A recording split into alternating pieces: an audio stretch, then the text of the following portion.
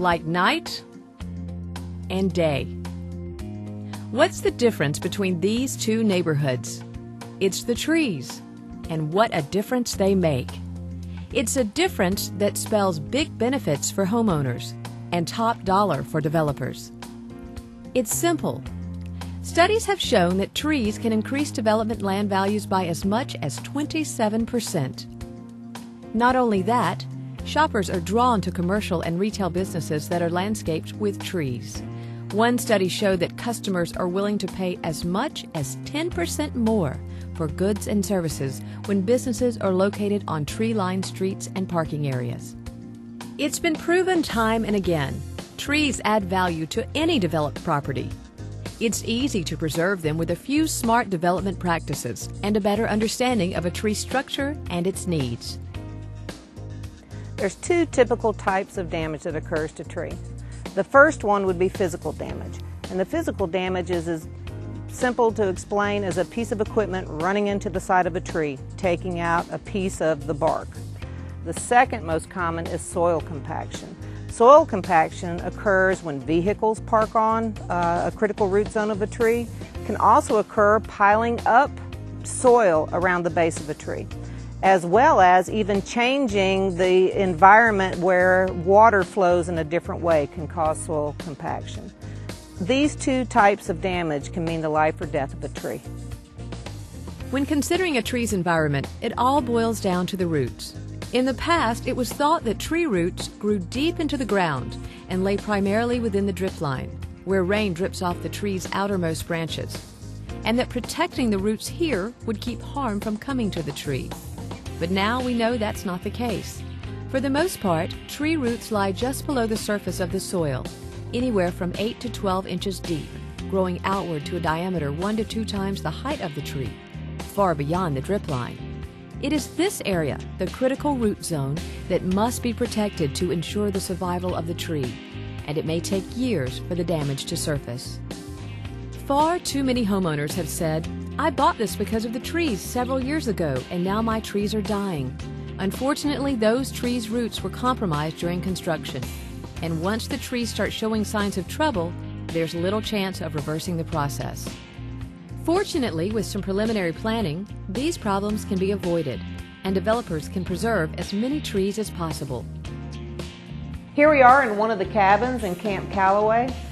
Callaway Gardens and Cousins Properties early on made a decision to have trees as a part of the construction process. We were able to take the cabins and really literally set them in the woods.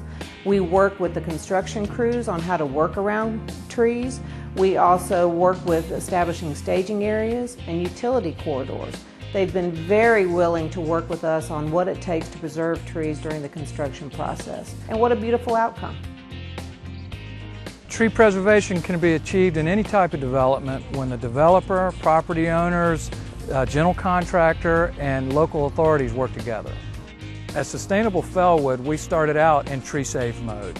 We identified the trees that were to be removed, and by working with the landscape architect and the city horticulture, we did everything we could to preserve the remaining trees. Once trees to be saved have been identified, the first course of action is to establish tree-save areas by erecting barriers or fencing around the critical root zones and enforcing a no-entry policy. That means no heavy equipment, no parking, no storage or dumping, and no trenching. When installing utilities, tunneling under the roots has become a standard practice that can reduce root damage by 25% or more. Utility lines and power lines are a must, of course. The old way we used to trench down the shoulder of the roads and just eliminate trees in its path. Our new way is to, of course, try to manipulate going around tree roots and trunks and snake the power lines and utility lines through the trees. And we also work with Georgia Power and the phone company to install our utility lines in a joint trench. So in that way, we save a lot of trees in the bargain. With any development activity, especially in commercial or multifamily settings, hardscapes like driveways, roads, and parking lots are a necessity. But new products and creative approaches allow hardscape surfaces and trees to live together harmoniously in the same development site. We had some particularly challenging circumstances here at Sustainable Felwood. This is a multifamily affordable housing development situated on a former public housing site. There are a lot of mature trees here, and we wanted to preserve as many as possible. It's a tight site, so root encroachment was unavoidable in some places. But we did several things to minimize the damage.